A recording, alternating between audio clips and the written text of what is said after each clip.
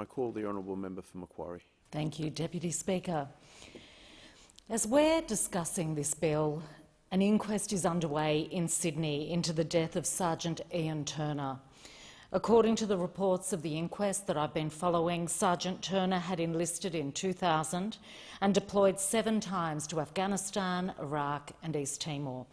He took part in combat operations for nearly 3 years. The evidence being given is distressing. From his family, from his doctors and his own letters indicate he was overwhelmed by PTSD, depression, anxiety and drug and alcohol dependency in the months before he took his own life in July 2017.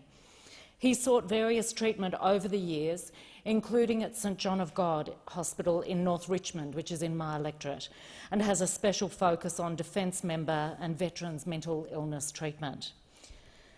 This coronial inquest and so many others give us some insight about the treatment veterans and Defence Force personnel can access, how they transition into civilian life, how mental illness is treated within that cohort, and how the Department of Defence and Veterans Affairs each operate in these situations.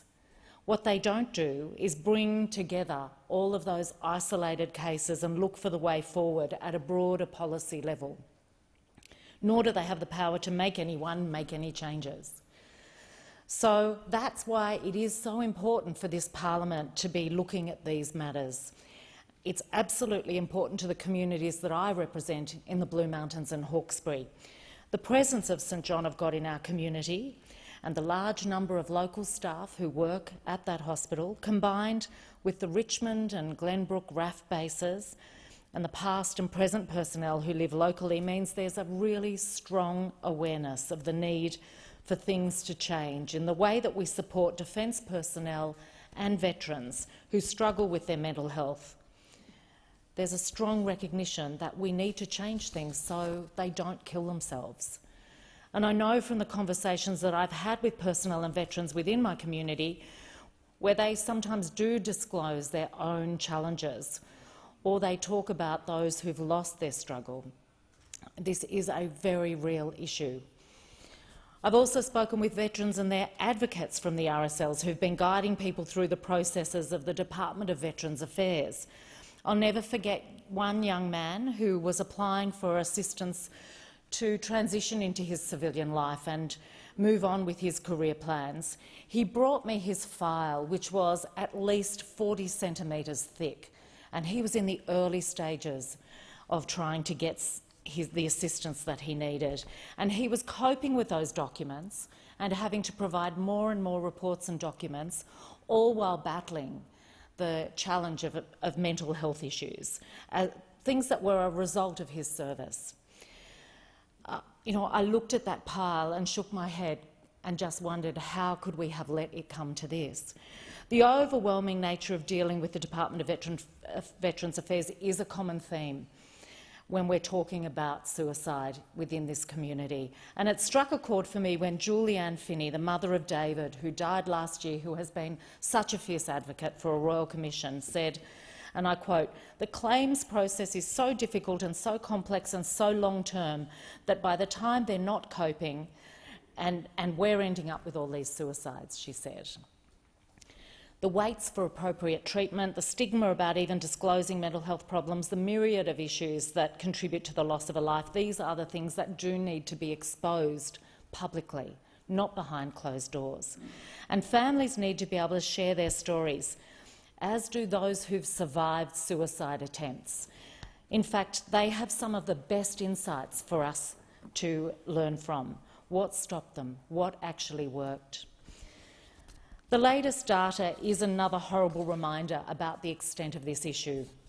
The data that I most recently saw was updated by the Australian Institute of Health and Welfare, and it annually releases an update. So we have 465 suicide deaths of current and recently discharged Defence Force personnel in Australia between 2001 and 2018. Now, we know that those currently serving in the armed forces full-time or in the reserves are less likely, considerably less likely to die by suicide than men in the general population. But among ex-serving men, the figure jumped considerably to be 21% more likely than other Australian men, so that it's 28 deaths per 100,000. While the rate of suicide amongst ex-serving women was lower than for men, it's still more than twice as high than women in the general population. And we sometimes forget these women who have served their country in just the same way men have, and they are suffering too.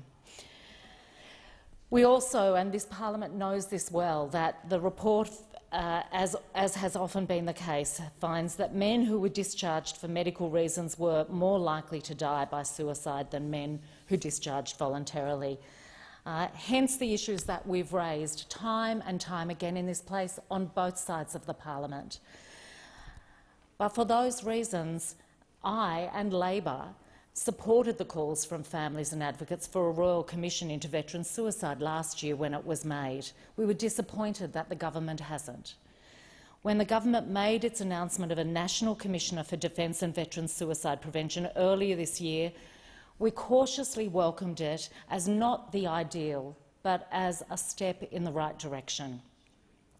What's happened in the 9 months since then is that many of the families whose sons and daughters have so tragically taken their own lives have increasingly become worried about the powers of a national commissioner, and that it won't be, as the government has claimed, better than a royal commission. My view is that a permanent body like a national commissioner would be much better informed by a royal commission. And that is what we will continue to urge this government to do. We will work through the details of the National Commission, but that fundamentally will remain one of our principles.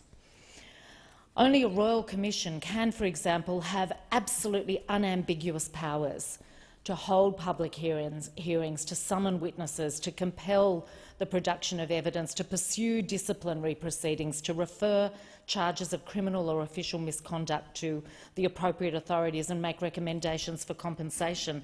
And I have to say, I was a bit concerned earlier today to hear the member for Lyons say that a royal commission is a big hoopla and then things just fade away. We don't think of royal commissions in that way, and I really hope those opposite don't either.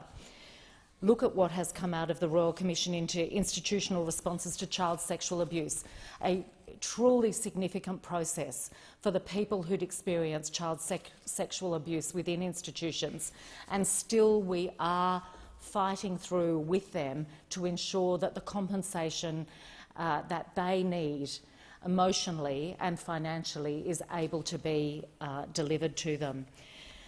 I certainly hope it's not the attitude that the other side of this parliament has when I think about the current Royal Commissions underway, the Royal Commission into Violence, Abuse, Neglect and Exploitation of People with Disability. That needs to lead to genuine changes, as does the National Natural Disaster Arrangements Royal Commission, which are crucial to communities like mine who suffered so much in the last summer's bushfires. And the Royal Commission into Aged Care Quality and Safety. There's no way we will let that be anything other than a fundamental changing point, a place where we can finally fix a system that is so flawed and is letting down so many people. And that's the sort of power a Royal Commission can have.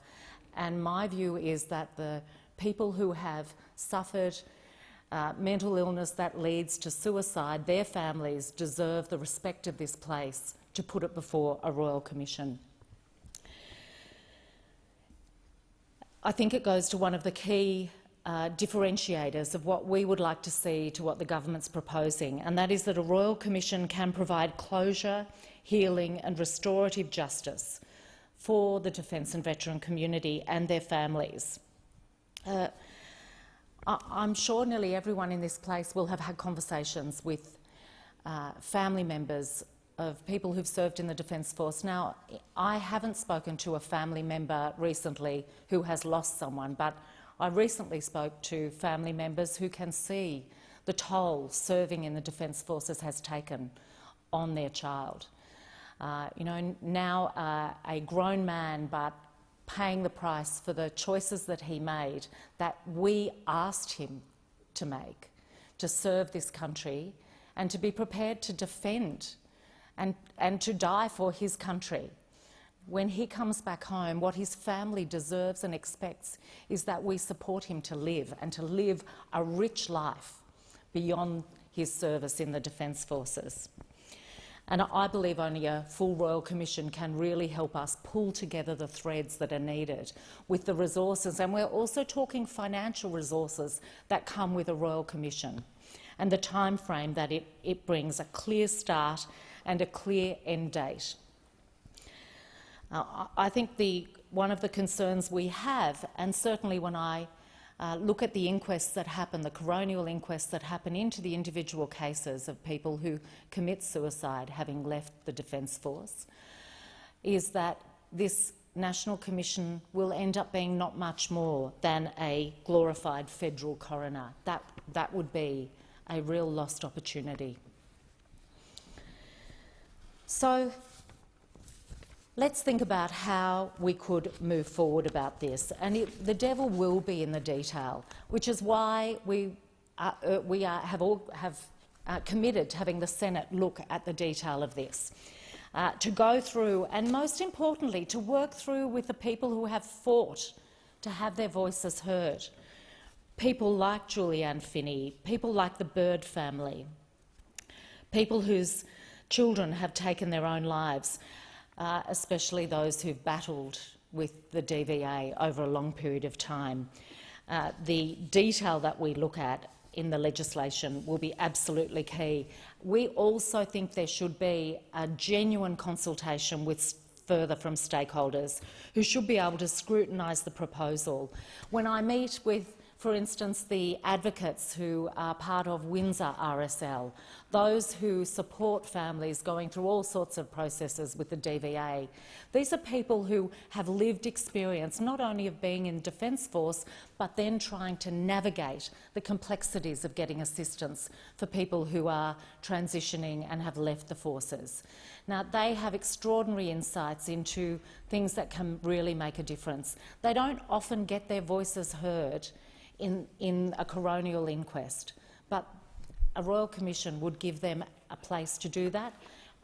In lieu of a Royal Commission, a Senate inquiry into this bill will provide an opportunity for them to give us their insights. And that would allow us to show the community that as a parliament we are genuine in wanting to tackle this scourge of suicide that blights.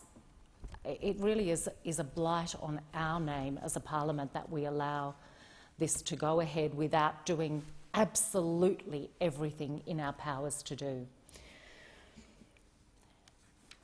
Deputy Speaker, there is still time for the Prime Minister to reconsider his view and to allow there to be a Royal Commission. It isn't too late. Having to appoint an interim and temporary Royal Commissioner without a full terms of reference is obviously difficult. A National Commissioner is obviously difficult. It would empower whoever the permanent Commissioner becomes. They would be so empowered by the findings of a Royal Commission. It would create a terms of reference for that Commission that would unquestionably have the support of the veteran community and of this place. So I would urge the Prime Minister to consider that. We want to work in a bipartisan way on this matter. It's a very synergistic coincidence, I suppose, that today is Headspace Day. And I heard the member for Ryan speaking about Headspace yesterday. We know the lengths we need to go to encourage young people to seek help early. We need to look and see what are the things we can do for veterans and for those serving in the Defence Forces to be able to seek help. We remain absolutely committed to a Royal Commission, whether the Prime Minister changes his mind or not. It's what Defence members deserve, it's what veterans deserve, and it's what their families deserve. We ask so much of them They are prepared to defend us with their lives, and we do have a responsibility to make sure that when we bring them home, they stay alive.